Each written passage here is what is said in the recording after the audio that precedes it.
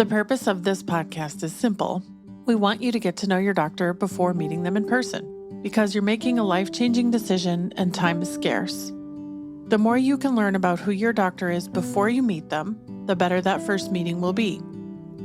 There's no substitute for an in-person appointment, but we hope this comes close. I'm your host, Eva Shea, and you're listening to Meet the Doctor. Today on Meet the Doctor, my guest is plastic surgeon Larry Fan, and he's in San Francisco, California. Welcome to the podcast. Thank you. It's wonderful to be here. I believe that I heard about you when I was very early in my career, and I'm trying to figure out why. But you're in San Francisco, and I had a very early client when I was back doing SEO 100 years ago, and it was the hardest market I ever worked in. And someone told me at that time that there were something like 400 plastic surgeons in 5 square miles or some crazy number. Yeah. And so you have to set yourself apart. And I am very excited to ask you how you've gone about doing that over the course of your career. Well, great. Well, I'd be excited to talk. And, San Francisco, it's a wonderful place. Surprisingly, there are a lot of plastic surgeons here. When you look at the statistics, as you mentioned, there are several hundred plastic surgeons within the city of San Francisco itself, which is only 7 miles wide by 7 miles long. And so we have as many plastic surgeons here, roughly equivalent to Beverly Hills. But at the same time, there are lots of people who want and need all of our help. And so fortunately, we have a very collegial group of plastic surgeons here locally, and I'm very thankful for that. Are you among other surgeons in your building, or do you at least have your building to yourself? So I built a brand new office in a surgery center with a colleague of mine. So there are 2 of us plastic surgeons here in our building, but it's only the 2 of us. And your friends? Yeah. So what do people find you for these days? You've been at this for a minute, and so I expect that you have a reputation for specific procedures or technologies. Can you tell us about that? Sure. So I've been practicing for about 20 years, and so I have been around for a while. As you mentioned, it has been a minute. And, I think people come to see me first and foremost for the results. And I think I have a reputation for creating very nice and natural and beautiful results. I have a little bit of a reputation as an artist, and I think that's first and foremost why people come to see me. I do have a broad-based practice. My specialty is cosmetic surgery. And so specifically facial rejuvenation, breast enhancement, and body contouring. Those are really sort of the 3 biggest things people come to see us. And how did you land in San Francisco? So I came to San Francisco, 30 years ago. I came here actually for medical school. I actually grew up in the East Coast in Bourne, New Jersey, grew up in Pittsburgh, Pennsylvania, and then Los Angeles. I ended up going back east for college at Harvard, and then came to San Francisco for medical school, fell in love with the area, and ended up staying. Do you, after 20 years, find that you spend more time on faces or bodies or both? Is it really equal? It's actually both. It's about equal. Yeah, amazing. I know I have some colleagues who end up specializing only in one sort of area of the body or one particular procedure. But I love all of plastic surgery, and part of what brings me great joy is that every day I get to help people in very different ways, and it keeps it sort of fun and fresh. Do you ever spend any time teaching, writing, studying on the other side of, there's so many ways you can go in practice beyond taking care of patients one-on-one. What else do you do? Yeah, oh, absolutely. So first and foremost, my main focus is helping people, taking care of patients. But at the same time, I've always had a long interest in innovation. And so, interesting story, when I was in medical school, when I came to San Francisco, it was actually the start of the internet, or the main adoption of the internet.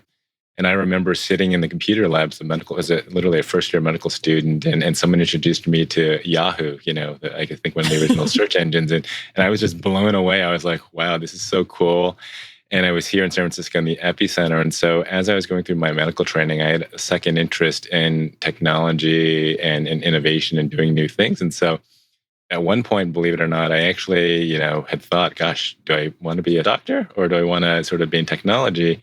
And I had to go through a little bit of a, sort of internal dialogue with myself. But ultimately, I realized there's a way for me to combine my interest in wanting to help people also with technology. So I've been working with medical device companies, particularly for many years.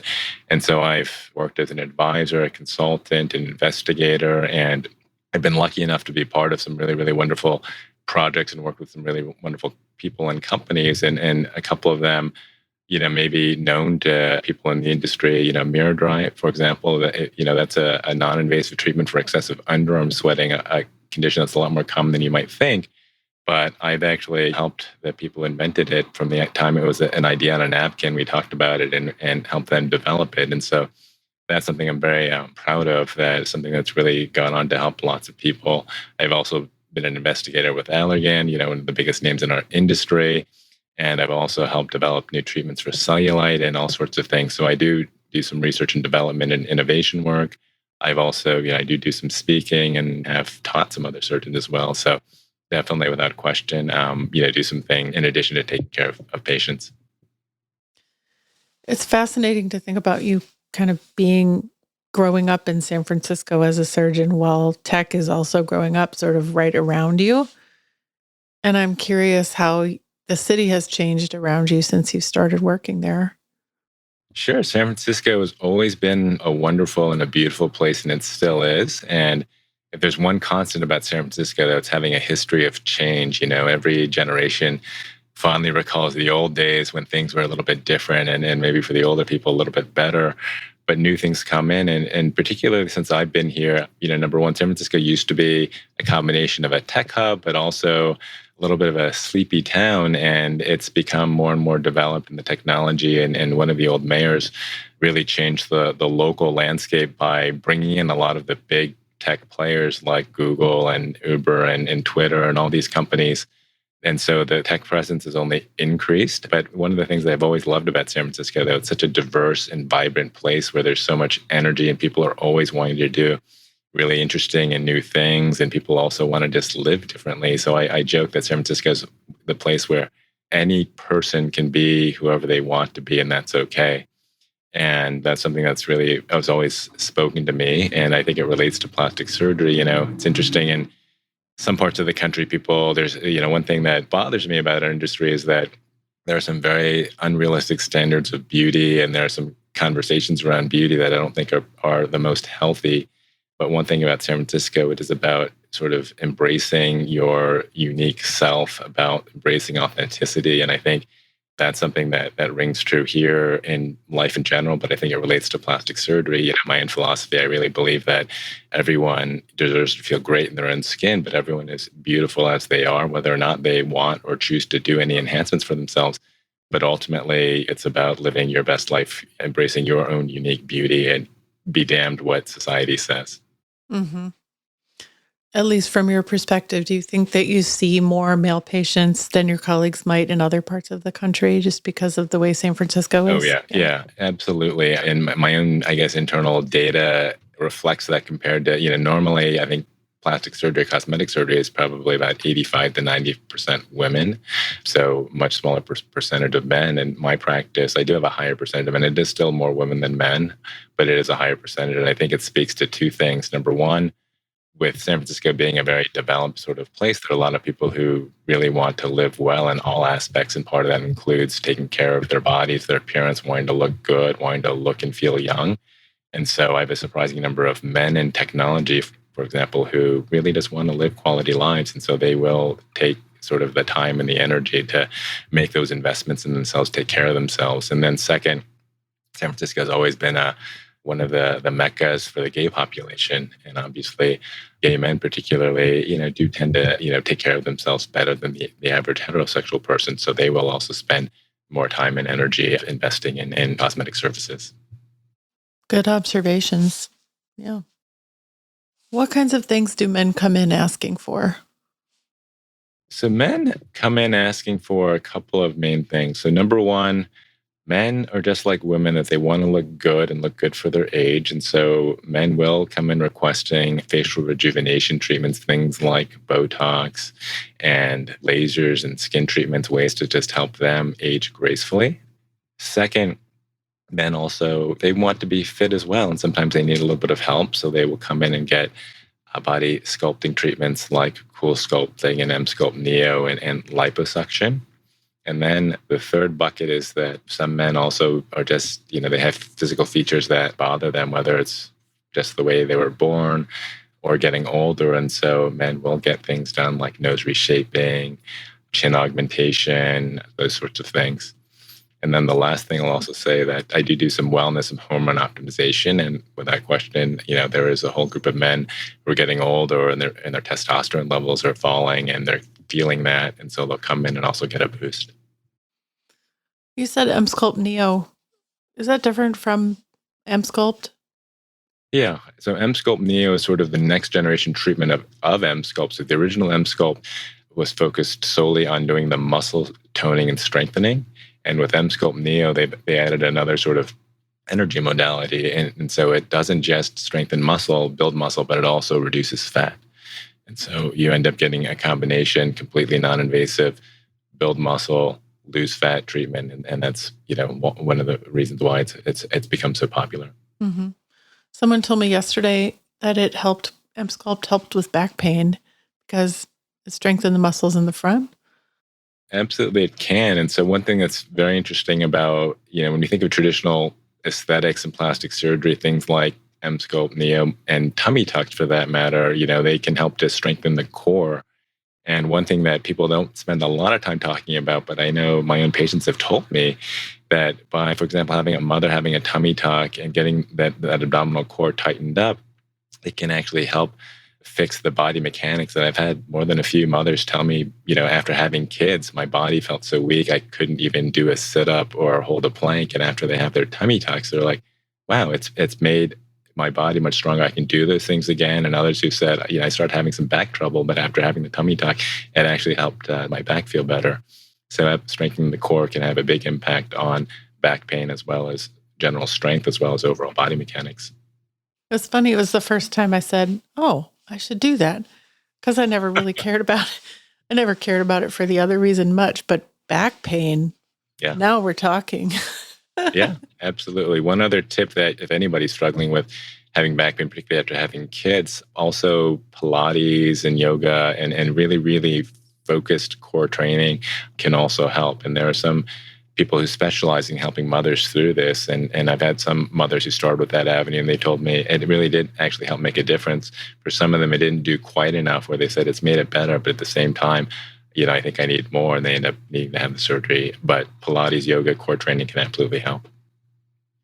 Now, Emsculpt can't do anything to improve if you have like diastasis recti or things that can only be fixed with surgery. That doesn't exist yet, does it? So amazingly, with diastasis recti, it potentially can help some, and with a caveat of, so I've had some mothers who, have had pretty significant diastasis who've pursued non-surgical treatment, including Emsculpt Neo, including specialized Pilates, and they've actually been able to get some help. I also had a patient who had Renuvion, which is the plasma tissue tightening, and also got some help with the diastasis. But at the same time, if you have a wide significant diastasis, the non-surgical treatments can probably help to a partial degree, but not likely to cure the diastasis. And so ultimately, surgery typically still the best option, the most effective option. So interesting. There's so many of these devices that take something that was already great and make it even better, like Renuvion. And it seems like, it's just my impression, but like that you've kind of always thought about it this way because the technology was there and so interesting to you from the beginning. Can I ask you kind of a funny one? Like, absolutely, please. How many of your technologies over the years turned into coat racks? Were there any good coat racks in there? Believe it or not, first, I'm a big believer in technology, and maybe subliminally because I've been here in San Francisco, but I actually, more than that, believe that technology, if it's a tool that can aid my ability to help people and the ability to help people achieve, the most improvement with the least amount of invasiveness, to me, that's actually very powerful. I know it's something that patients want. It's something that I want for my patients. So I am very, not even open, but I actually actively seek out technology. In contrast, I have some colleagues who really believe, there's nothing better than surgery. And they will even, I'll hear them at the meetings kind of poo poo cool sculpting and all these things. But I know for a fact I've got thousands of happy patients who would never have ever considered surgery. And because there's something else that can help them, might not help them quite as much, but it really is a fit for them. And getting back to sort of the original question, I look at technology with a very open eye, but also with a very critical eye. There are a lot of things that people have peddled that honestly I don't believe in. And I think most of us who are honest would say the same thing, and they honestly don't work. And so I'm very selective about the technology that I will acquire and bring in. And so there's a lot of time spent researching and vetting any new technologies. And so out of all the things that I've acquired over the years, and there's literally been dozens of them, I've had zero coat wrecks. And I'll knock on wood and thank my lucky stars for a combination of good luck, but also putting in the research and also being lucky enough to have colleagues and sources of people that can help me also help sort things out. It's the hardest job in the world, being the rep, the rep for the technology, especially when they try to come talk to you. I think they're, Well, well, maybe it's the easiest if they have the good stuff. exactly. I think like everything in life, I think I have a lot of wonderful sales representatives that I work with closely, and the good ones are always there for the right purposes. They've got products that they know can help people, and they have a mission to help get that into the world. And so it's more than just making a sale, but it really is about being able to make a helpful impact. And when all of those things lined up, then by nature, they're going to succeed in their job and find good customers who can serve good patients with a good technology, then they'll naturally be able to earn some sales. What can patients who haven't met you yet expect when they come to see you for the first time? Where should I start? So many places to go. But what might be helpful to understand is what is my philosophy of how I approach plastic surgery. And what I like to tell patients is that my philosophy of care is really grounded in the belief that each patient, their journey is unique and profoundly personal. And so what we do is it's not just procedures, but we're actually about helping people and providing a holistic experience that prioritizes each person's well-being, their dignity, and their aspirations. And to do that, I actually have a philosophy that has really 6 pillars, believe it or not. One is compassionate care, and it is understanding that people's concerns are very real and often very emotional. And so I want to approach every consultation with a lot of empathy, and I want to listen and understand what the real concerns are. I want to understand the emotions behind things. And it's really important for every patient to feel heard and supported and respected, throughout their journey. And then second, I want to give everybody a personalized treatment plan. So each person is a unique individual, and I want to create bespoke treatment plans that really align with every person's goal and their own physical characteristics. And so it means, it's not a one-size-fits-all treatment. Some clinics will treat every person with the same procedure in the same way, and I don't believe in that at all. And I think everyone's unique, and so we want to do unique procedures to be able to enhance each person their own beauty and also help make sure we're building up their own version of themselves. And then third thing is there is a huge commitment to safety. At the end of the day, safety always comes first. And so we uphold the highest standards of safety in everything that we do. And that includes using technology, that includes staying abreast of the latest advancements in care, but it also includes very proactive safety measures.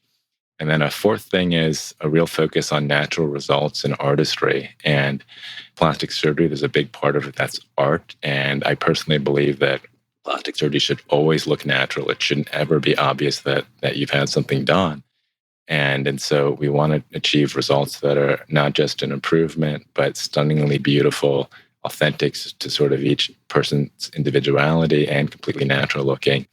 And then the last couple of things, I also think integrity is extremely important. And so when I talk with patients, I try to be as open and honest as I can be. And I want everyone to be educated and informed and empowered. And I want everyone to have realistic expectations. And so we'll talk pretty frankly about what are the benefits of every treatment, but also what are the potential risks and what typically can be expected, and also what does someone need to go through. I don't like to sugarcoat things at all. And then the last part is for myself, unlike a lot of other plastic surgeons, I have a passion for aesthetics, but I'm also a big advocate for overall health and long-term well-being. And so, in addition to helping people sort of on the outside, I have a dedicated program to help people on the inside with things like physiology and health and wellness. And so, I have programs related to medical weight loss, to hormone optimization, to longevity. And then also, something else I spend a lot of time talking to people about is mindset. A lot of your experience of being a patient, your experience of wanting to improve yourself, there's definitely a big internal component. And I believe it's as important as the external component. So I spend a good amount of time talking with people about that and trying to help them in that way. You mentioned weight loss, and it's impossible not to notice what's going on with medical weight loss and the use of medications like semaglutide and tirzepatide. When did you start seeing this have an impact on patients, and what made you decide to bring it in-house? Yeah, so I think the Ozempic phenomenon started at this point. Gosh, it's been probably a year and a half, 2 years ago, and as a citizen of this world, we started hearing and seeing stories of people being able to achieve these weight loss breakthroughs that they were never otherwise, able to achieve. And I've always been interested in helping people, as I mentioned, just not only on the outside, but on the inside. And so as I got older, maybe partly selfishly, I started learning and really becoming an expert in hormone optimization. And I began to learn about and see how it was helping thousands of women and men live better and live more healthy. And so I became an expert in that and started sort of providing that to my patients. And weight loss falls into the same kind of category that, obviously being overweight and obesity is a huge problem in this country. I think the statistics show that about 75% of adult Americans are overweight or obese. So that is almost everybody. And obviously, when you're heavy, it is a health issue. It is a sort of self-esteem issue, but it also affects your appearance. And so a lot of patients who want to improve their physique, without question, many of them can benefit from weight loss. And when semaglutide became available, and after really studying the data and understanding and seeing how, hey, it's the first time we've had a medicine that has a very strong track record of being both effective, safe, and tolerable, that I decided I wanted to make it available to my patients. And so I started offering not just the medicine, but with weight loss, it isn't just medicine, but there are health issues, there are support issues. And so I've developed a comprehensive medical weight loss program. The medicine is one foundation of it, but health evaluations and health optimization, as well as support and accountability and lifestyle and behavior modification, those are all also fundamental components. So that's how I ended up getting into medical weight loss. And what kinds of results have you seen from your patients? Oh, we've seen really, really wonderful results.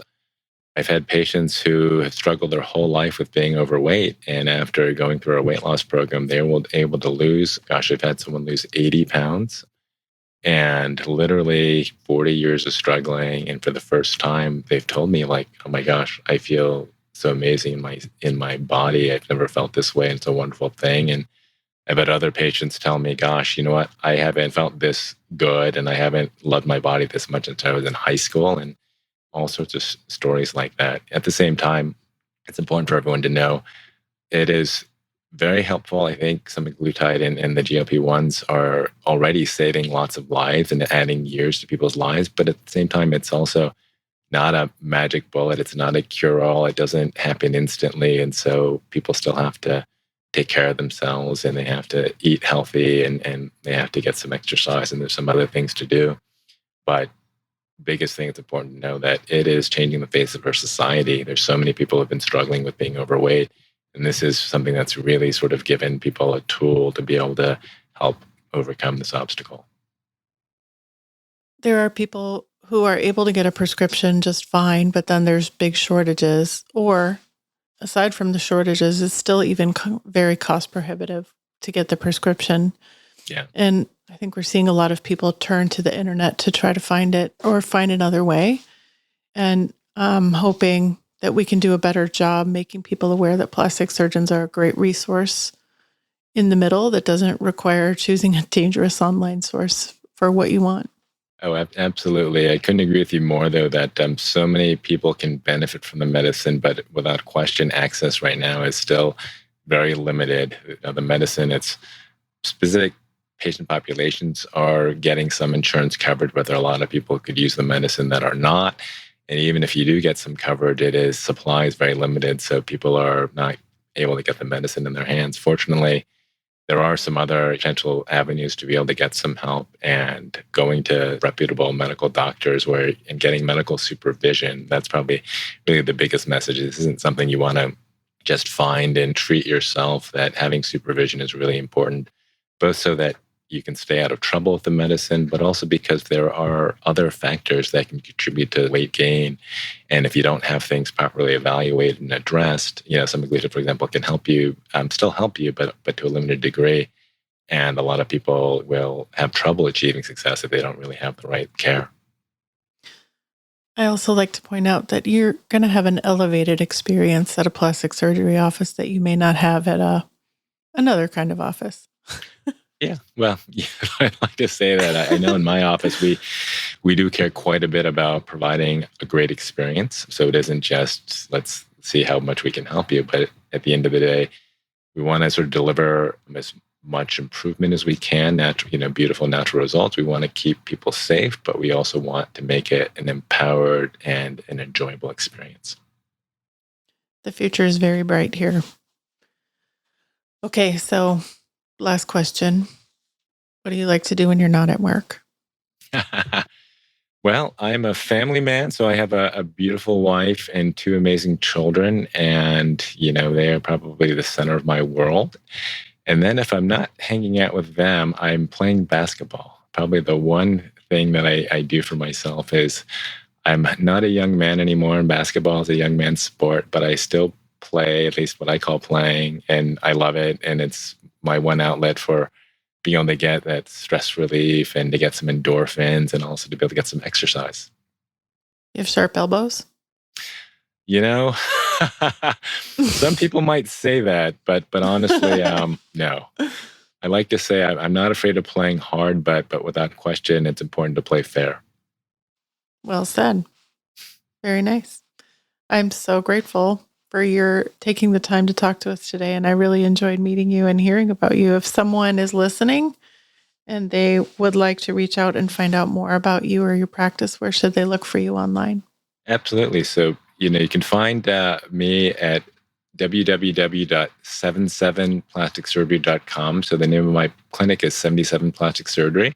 And so one thing, I have a special gift for anybody listening. So a lot of people ask me, gosh, how do I find a good plastic surgeon? And I actually wrote an entire book about the subject. It's something that's very honest and very real, and it's fairly deep. So if it's something that you're curious about and you really want to know, how do I really figure out who's the right surgeon for me and who's good and who's maybe a pretender or something, go to the website, www.77plasticsurgery.com. That's the number 77. And you can find the complimentary ebook on how to find a great plastic surgeon. This is one of my favorite topics, Dr. Fan, and I'm going to read it myself. Please do. I really did write something a little bit more in depth and a little bit real, because it honestly is a hard question, right? And even when you Google it, you get a lot of basic answers, but there's a lot more detail in there. And so there's a lot of insight. And so please, I invite you, and I hope you find it valuable. We're going to have another conversation about that. And I mean it. I really do love that topic. And I've spent my life trying to help people do the same thing. So let's do that. Absolutely. I'd be delighted to talk anywhere, anytime. I love plastic surgery. I love talking about it. I love talking with people who care about patients as well. And the more we can promote healthy conversations, provide honest, valuable information, I think we can help make the world a more beautiful place. I completely agree. If you're considering making an appointment or are on your way to meet this doctor, be sure to let them know you heard them on the Meet the Doctor podcast. Check the show notes for links, including the doctor's website and Instagram, to learn more. Are you a doctor, or do you know a doctor who'd like to be on the Meet the Doctor podcast? Book your free recording session at meetthedoctorpodcast.com. Meet the Doctor is made with love in Austin, Texas, and is a production of The Axis, TheAxis.io.